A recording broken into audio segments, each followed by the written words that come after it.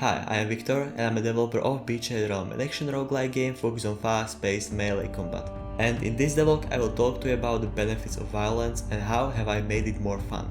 For now, your goal as a player is to get to the other side of this map. The problem is that you are traveling through bandit and monster infested lands, and as one could expect, they also want to show you their benefits of violence.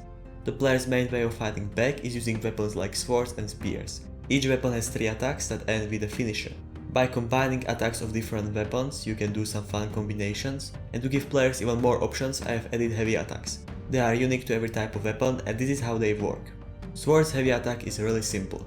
First you have to charge it, and when you release the input, the player quickly slashes forward, dealing a lot of damage, pushing back enemies, and stunning them for about 1.2 seconds, so it is great for dealing with melee range enemies and just generally keeping a safe distance from them. On the other hand, the spear was designed to be good against long range enemies because of its long reach and fast attack speed, and in the same spirit I also designed its heavy attack. I have decided to make the player rush forward with his spear held ready for a strike, and when you release the input, the player lunges ahead, dealing massive damage. I really like this because it makes spears unique to the other weapons and makes them a lot more fun to use. On the technical side, I handled heavy attack inputs like this. When you are using keyboard and mouse, you can perform a heavy attack by holding down Shift and clicking either left or right mouse button for primary and secondary weapon. However, I would recommend playing on a controller, where you can perform heavy attacks by clicking either left or right bumper. Next thing that was on my to-do list for a long time was reworking the ability system. When I first made it, I wanted it to be like abilities in Dead Cells, where you have a huge variety of options to pick from and to combine together. However, I feel like it is not exactly working with my game, and it would also be extremely difficult to make large amount of abilities that each would have to be balanced and somewhat unique. That is why I have decided to change the number of players' ability slots from 2 to only 1 ability slot, and to focus in future on making less but higher quality abilities. Don't you hate when you kill someone and they just disappear from existence? Well, we got you covered with brand new corpses left behind slain enemies. So yeah, I have added in corpses and they are very cool. They were kind of tedious to make because I had to make sure that they don't pass through walls, that they are affected by water, and of course to make them destroyable. Overall, I think that they add some extra satisfaction to the combat, and on the lines of making combat more satisfying. I also got some feedback in the comments under the last video, recommending me to add animations for when the enemies are hit so they actually react and don't just stand there confused.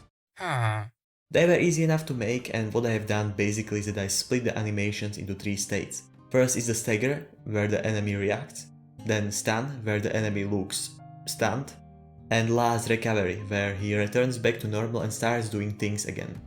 Anyways, here are the layers behind the feedback when enemy is damaged or killed, which there are more than you probably think. So when you hit an enemy, this is what really happens. First the time freezes for 2 milliseconds, and after that the enemy reacts by playing the stun animation, spawning blood particle, the camera shaking, him flashing bright red, and taking knockback.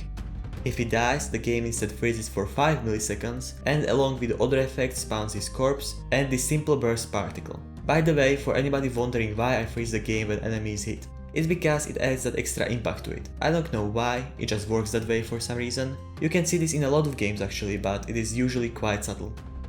Now let's say that you just had a rough fight that gravely injured you. The only thing that could possibly get you back on your feet is nondescript red fluid in a glass bottle, or so-called heal potion. At the start of each run, you begin with 1 heal potion and you can have maximum of 2 potions in your inventory.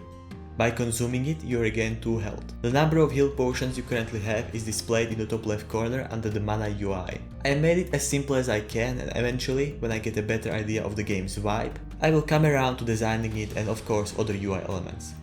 For now, the only way to get a heal potion is by interacting with this campfire. As I mentioned at the start, the player's goal is to get to the other side of this map. Until now it was empty, and so I have changed that by adding in new tiles, random map generation, and most importantly the map now affects the world generation. So let's start by going through all the tiles you can find on the map. First there is a player tile that shows your current position, and boss tile that is basically your goal. Next there are heal tiles that spawn a room where you can heal yourself by interacting with this tent, and get a heal potion by interacting with a campfire. Then the power-up tiles where you first have to defeat a challenge, usually a bunch of enemies spawning in waves to be rewarded, with the option to choose between one of the 3 different power-ups. Lastly, the treasure tiles, where after defeating all enemies in a room you get rewarded with a bunch of abilities you can equip, and in the future there will also be other kinds of loot. Next I made it so that the map is randomly generated, and I tried my best to ensure the generation will actually be fair towards the player and not completely random. The generation is split into 4 steps. First it spawns the player and boss tiles. Then it generates a random path across the map and picks random tiles on it. This way I can guarantee that there will always be a path where at minimum the player can get 1 heal, power up and treasure tile. Next it finds empty tiles that are surrounded by a lot of other empty tiles and changes them into something else. The last step is where it just makes sure that the most important tiles, which are heal and power up tiles, are evenly spaced out across the map. With all of these steps in play, the map is still random, but fair. And finally, the map now affects the world generation, which introduces a new element into the gameplay, which is the strategy of how you will traverse this map. In future I will be adding a new mechanic called Hunted, which to put simply will make the game harder the longer you are on the map. So it will force you to not waste too much time moving on the Y-axis, getting every loot and such, otherwise you will be punished and eventually be overwhelmed and die. The last thing I have done is that I fixed a bug where the hit detection was being blocked by decorations, which should never be happening again. Thank you for your support until the last video, and I hope that you enjoyed this one too. If you are interested in trying out this game, you can download a free demo on itch.io and maybe leave me some feedback, because that really helps. Anyways, thank you for watching and bye. Subscribe.